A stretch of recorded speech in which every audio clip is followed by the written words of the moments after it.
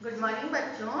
हम संस्कृत व्याकरण में संज्ञा शब्दों को पढ़ चुके थे और उसमें हमने संज्ञा शब्दों में अकारांत पुल्लिंग शब्द, आकारांत पुल्लिंग शब्द, अकारांत स्त्रीलिंग शब्द और अकारांत नपुंसकलिंग शब्दों को पढ़ा था। ठीक है, अब उसके आगे हमारा अगला चैप्टर आता है जो है सर्वनाम। ठीक है, संज्ञा के बाद क्या आते हैं? सर्वनाम आते हैं। अब सर्वनाम क्या होते हैं? हम लोग संज्ञा तो पढ़ चुके हैं, लेकिन हमें सर्वनामों के बारे में भी जानकारी होना आवश्यक है। यहाँ देखिए दो वाक्य दिए हुए हैं। पहला वाक्य है राम भोजनम खादति। क्या लिखा हुआ है? रामः भोजनम खादति। तो यहाँ पर संज्ञा क्या है? राम है। राम क्या है? यहाँ पर संज्ञा है। ठीक है, ये हम लोग पढ़ चुके हैं। संज्ञा किसी का नाम होता है, वस्तु का नाम होता है, स्थान का नाम होता है और भाव का नाम होता है, उसे हम संज्ञा कहते हैं। अब दूसरा वाक्य देखिए, सह जलम अपि पीबति। तो पहले का अर्थ हुआ कि राम भोजन खाता है और दूसरे वाक्य का अर्थ हुआ कि वह जल भी पीता है। ठीक है, तो हमने राम के स्थान पर सह का प्रयोग किया। यहाँ पर किसका प्रयोग किया? सह। सह का अर्थ हुआ वह। ठीक है, तो जो ये हमने संज्ञा के स्थान पर जिस शब्द का प्रयोग किया है उसे ही हम क्या कहते हैं? सर्वनाम कहते हैं। क्योंकि बार बार राम राम लिखने से जो हमारी भाषा है उसकी सुंदरता घटती है, कम होती है। ठीक, तो हमने किसके स्थान पर प्रयोग किया? संज्ञा के स्थान पर जिस शब्द का प्रयोग किया वो सर्वनाम कहलाते हैं। इस आधार पर सर्वनाम की परिभाषा क्या हो जाएगी कि संज्ञा के स्थान पर प्रयुक्त होने वाले शब्दों को हम सर्वनाम कहते हैं। क्या कहते हैं? सर्वनाम कहते हैं। ठीक, अब सर्वनामों की जब बात आती है तो सर्वनाम में पुरुष चलते हैं। क्या चलते हैं? जब भी हम कोई किसी से बातचीत करते हैं, हम खुद करते हैं, किसी से करते हैं, सामने वाले से करते हैं, तो पुरुष होते हैं। तीन पुरुषों में ये बात कही जाती है। तीन व्यक्ति होते हैं, एक तो बोलने वाला, एक सुनने वाला और एक अन्य जिसके बारे में हम बात करते हैं। तो इस प्रकार जो व्याकरण या सर्वनाम होते हैं इसमें भी तीन पुरुष चलते हैं। तो इन पुरुषों के बारे में हम पढ़ते हैं, वो क्या होते हैं। ठीक है, तो कौन कौन से पुरुष होते हैं और वो क्या होते हैं, है ना? तो पहले तो पुरुष किसे कहेंगे? कहने वाला, सुनने वाला और जिसके विषय में कुछ कहा जाता है, इसे संस्कृत में पुरुष कहकर संबोधित किया जाता है। और संस्कृत में तीन पुरुष होते हैं। कितने होते हैं? तीन पुरुष होते हैं, एक, दो और तीन। तो पहला पुरुष कहता है, क्या कहते हैं उसको? प्रथम पुरुष। क्या कहते हैं? प्रथम पुरुष। दूसरा होता है उसे हम कहते हैं मध्यम पुरुष। ठीक है, क्या कहते हैं? मध्यम पुरुष। और जो तीसरा होता है उसे हम कहते हैं उत्तम पुरुष। अब प्रथम पुरुष, मध्यम पुरुष और उत्तम पुरुष क्या होते हैं?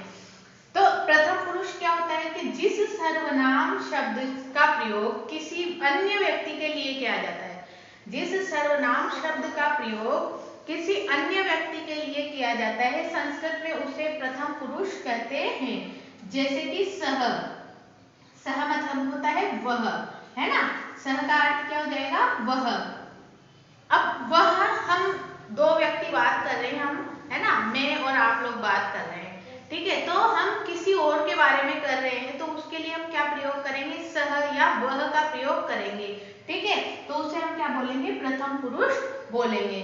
वैसे ही द्वितीय पुरुष, मध्यम पुरुष क्या होगा कि जिस सर्वनाम शब्द रूप का प्रयोग सुनने वाले व्यक्ति के लिए किया जाता है। ठीक है, ये तो अन्य व्यक्ति के लिए कर रहे हैं, दो जने बात कर रहे हैं, तो लेकिन जो मध्यम पुरुष होगा तो हम जिससे बात कर रहे हैं, सामने वाला जो है, सुनने वाला है, उसके लिए मध्यम पुरुष का प्रयोग किया जाता है और उसे ही हम मध्यम पुरुष कहते हैं। जैसे कि त्वम, तुम। ठीक है, त्वम का अर्थ हुआ तुम, युवाम, है ना, और यूयम। ठीक है, तो ये हो गया मध्यम पुरुष। मध्यम पुरुष का अर्थ होता है जब हम सामने वाले से, सुनने वाले के लिए कुछ कहते हैं तो वो मध्यम पुरुष में आते हैं। अब आता है उत्तम पुरुष। उत्तम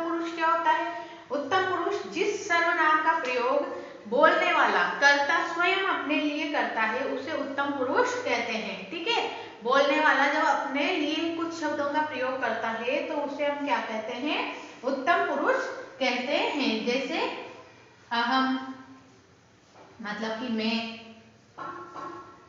आवाम है ना, मतलब हम, मैं, हम, है ना, हमारा, ये सब किस में आएंगे, उत्तम पुरुष में आएंगे। जब किस में होते हैं उत्तम पुरुष, जो बोलने वाला है वो अपने लिए जिन शब्दों का प्रयोग करता है, जिन सर्वनाम शब्दों का प्रयोग करता है उन्हें उत्तम पुरुष कहते हैं।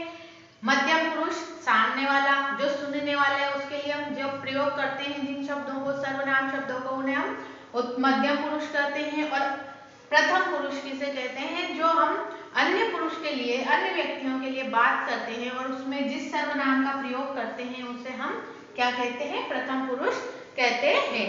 तो इस तरह से प्रथम पुरुष सर्वनाम के रूपों को हम यहाँ देखते हैं कि किस प्रकार से ये रूप चलते हैं। ठीक है, यहाँ पर हम एक टेबल बना लेते हैं, उसके अकॉर्डिंग देखते हैं। ठीक है,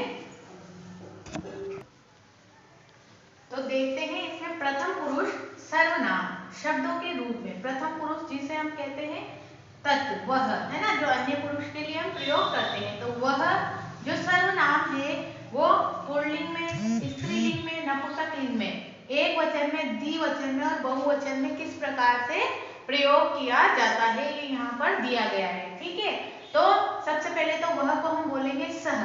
तो सह हो गया एक वचन, लेकिन ये हो गया पुल्लिंग शब्द। तो सह शब्द केवल हम पुल्लिंग मतलब कि बालक के लिए लगाएंगे एक, तो इसका अर्थ हो जाएगा वह बालक। ठीक है, फिर द्विवचन में तो वे दो बालक, ये भी पुल्लिंग हो जाएंगे। और ते, वे सब बालक। ठीक है, तो पुल्लिंग शब्द में सह को, वह को क्या बोलेंगे हम, सह, तो, ते। ठीक है, एक वचन, द्विवचन और बहुवचन। स्त्रीलिंग में इन्हीं को हम क्या बोलेंगे, इन्हीं को हम बोलेंगे सा। अब सा आ गया यहाँ पर, तो इसका अर्थ हुआ वह बालिका, वह हम स्त्रीलिंग के लिए प्रयोग करेंगे। इसके बाद यदि आ गया ते, तो वे हो जाएगा उसका अर्थ वे दो बालिकाएं, द्विवचन में इसका प्रयोग होगा। और ता, तो ता का अर्थ हो जाएगा वे सब बालिकाएं। ठीक है, अब इन्हीं चीजों को यदि हम नपुंसकलिंग में प्रयोग करते हैं, नपुंसकलिंग आप सभी जानते हैं जो न तो स्त्रीलिंग होता है और न ही पुल्लिंग होता है, अन्य जो भी वस्तुएं होती हैं वो सब नपुंसकलिंग में गिनी जाती हैं। ठीक है, तो नपुंसकलिंग में वह को तत् बोलेंगे, क्या बोलेंगे, तत्। अब तत् हम किसी वस्तु, फल, फ्रूट किसी के लिए भी लगा सकते हैं। तो वह आम, एक आम के लिए प्रयोग करेंगे तत्। दो के लिए हम प्रयोग करेंगे ते, वे दो आम। ठीक है, और बहुत सारों के लिए, बहुवचन के लिए हम प्रयोग करेंगे तानी। तो इसको क्या बोलेंगे, तत्, ते, तानी।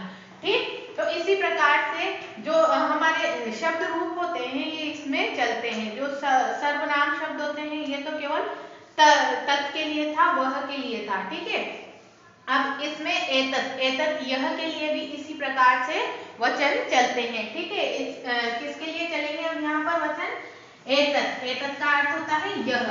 ठीक है,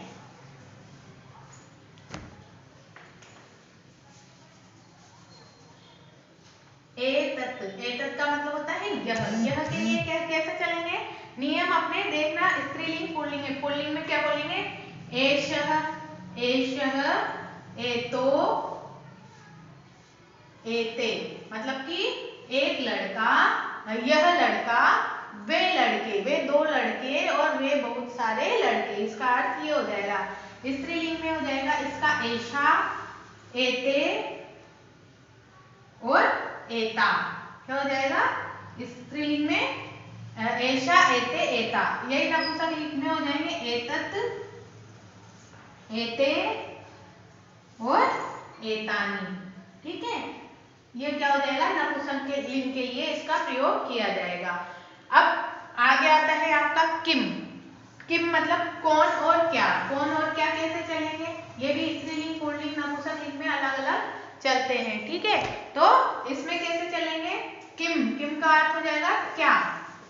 ठीक है, किम, किम के अर्थ में कैसे चलेंगे, क्या या कौन, यहाँ लिखेंगे हम क्या या कौन के लिए। ठीक है, तो कह, कह किसके लिए लगाएंगे, पुल्लिंग के लिए, कौन, क, को मतलब दो, कौन दो, और के, कौन सब।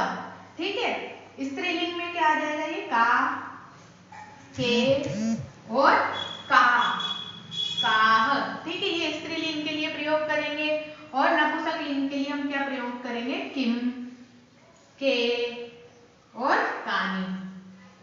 ठीक, तो इस तरह से जो सर्वनाम शब्द होते हैं उनके पुल्लिंग, स्त्रीलिंग, नपुंसकलिंग, एक वचन, द्विवचन और बहुवचन के अनुसार ही इनके रूप चलते हैं और ये रूप हमें याद होने आवश्यक हैं। इसमें अब इदम के दिए हुए हैं आपको, इदम मतलब यह, ठीक है, तो इनके भी आप लोगों को जो रूप हैं वो याद होने आवश्यक है, इन्हें आप लोग याद करिए। धन्यवाद।